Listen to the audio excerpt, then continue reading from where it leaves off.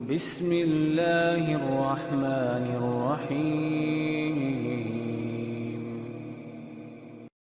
رسول اکرم صلی اللہ علیہ وآلہ وسلم کی بیٹی سیدہ فاطمہ رضی اللہ تعالی عنہ کا جب نکاح ہوا تو آپ صلی اللہ علیہ وآلہ وسلم نے انہیں تیار کیا۔ سنن نسائی کی روایت، سنن ابن ماجہ کی روایت ہے، جہزہما بہا ووسادہ محشوہ اذخرا وقربہ، آپ نے ایک مصلی بھی دے دیا، ایک تکیہ بھی دیا، اور آپ نے ساتھ جو ہے ایک پیالہ بھی دے دیا۔ اور بعض لکھنے والے لکھاری لکھتے ہیں کہ آپ نے چکی کا پاٹ بھی ساتھ دے دیا۔ یہاں رک کے میں ایک چھوٹی سی گزارش کرنا چاہوں گا، جو معاشرے کے اندر بے روی کا شکار ہو گئی ہے بات، وہ کیا ہے؟ کچھ لوگ اس قدر دنیا کے نشئی ہوتے ہیں، ان کو نہ کسی کے ایمان کی قدر ہے، نہ کسی کی نیکی کی قدر ہے۔ وہ لسٹیں بنا کے بھیج دیتے ہیں، یہ جہیز دو گے تو نکاح ہوگا، بیٹی کا رشتہ لیں گے وگرنہ نہیں۔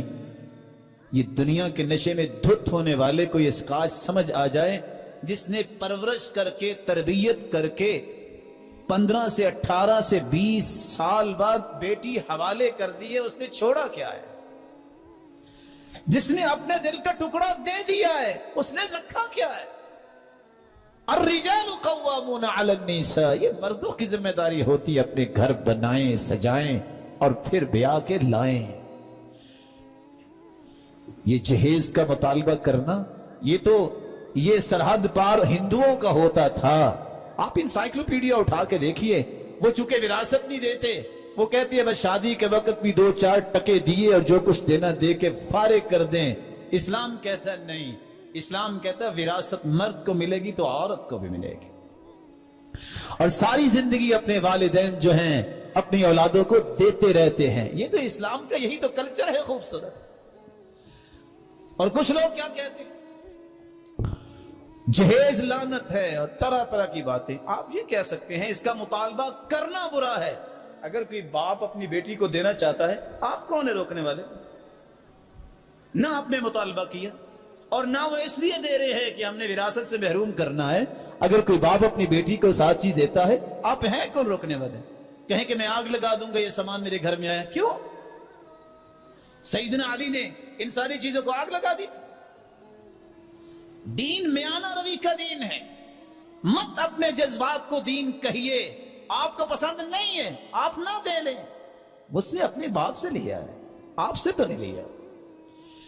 اور سچی بات یہ ہے کہ اگر علم پڑا ہو تو پھر اس طرح کے الفاظ نہیں بندہ بولتا۔ لعنت کا مطلب جو ہوتا ہے، جا رہے تھے تو ایک سواری نہیں چل رہی تھی تو ایک صحابی نے کہا اپنی سواری پہ کہ اللہ کے رسول سے پیچھے نہ رہ جائے اس خوف سے، تو سواری پہ لعنت بھیجی، کہا اس کو پیچھے لے جاؤ، لعنت والی چیز میرے ساتھ نہیں جا سکتی۔ جو لعنت کرنے والا قیامت کو کسی کی سفارش نہیں کر سکے گا۔ الفاظ کو تول کے بولو۔ اس لیے ان دونوں رویوں کو سمجھیے، مطالبہ کرنا ٹھیک نہیں ہے۔ اور یہی وجہ ہے آج اس وطن عزیز کے اندر جو سروے رپورٹ سامنے آتی ہے، 1 کروڑ سے زائد بچیاں صرف اس لیے بیچاری بیٹھی ہیں کہ ان کے والدین کے پاس جہیز کا سامان نہیں ہے۔ اور معاشرے میں رہنے والے کتنے ظالم ہیں، وہ مال کے پیار کرنے والے ہیں، وہ انسانیت اور ایمان اور اسلام سے پیار کرنے والے نہیں۔ اور لکھنے والا تو لکھتا ہے کہ 60 لاکھ تو بچیاں ایسی ہیں جن کی عمر بھی گزر چکی ہے کہ ان کے ہاتھ رنگے جائیں، کس وجہ سے ان کے پاس جہیز نہیں۔ کاش مالداروں کو بھی اللہ ہدایت دے، وہ ہر وقت اپنے ہی من کو دیکھتے رہتے ہیں۔ کاش عمر بن عبدالعزیز کا وہ منہج ان کو یاد آ جائے۔ جب ان کے زمانے میں مال اکٹھا ہوا زکوٰۃ کا تو کہا فقیروں کو دو، ختم ہو گئے فقیر۔ کہا مسکینوں کو دو، کہا ختم ہو گئے مسکین۔ سب کو دے دیا۔ کہا بازاروں میں نکل کے اعلان کرو کسی کا قرض ہے تو ادا کر دے، کہا کسی کا قرض رہا ہی نہیں ہے۔ کہا اعلان کرو کسی کی شادی ہونے والی ہے تو اس کی شادی کر دے۔ لوگوں کی شادیاں کی۔ رسول اکرم صلی اللہ علیہ وآلہ وسلم کی بیٹی سیدہ فاطمہ رضی اللہ تعالی عنہ کی بات کر رہے تھے کہ اگر کوئی باپ اپنی بیٹی کو دینا چاہتا ہم روک نہیں سکتے۔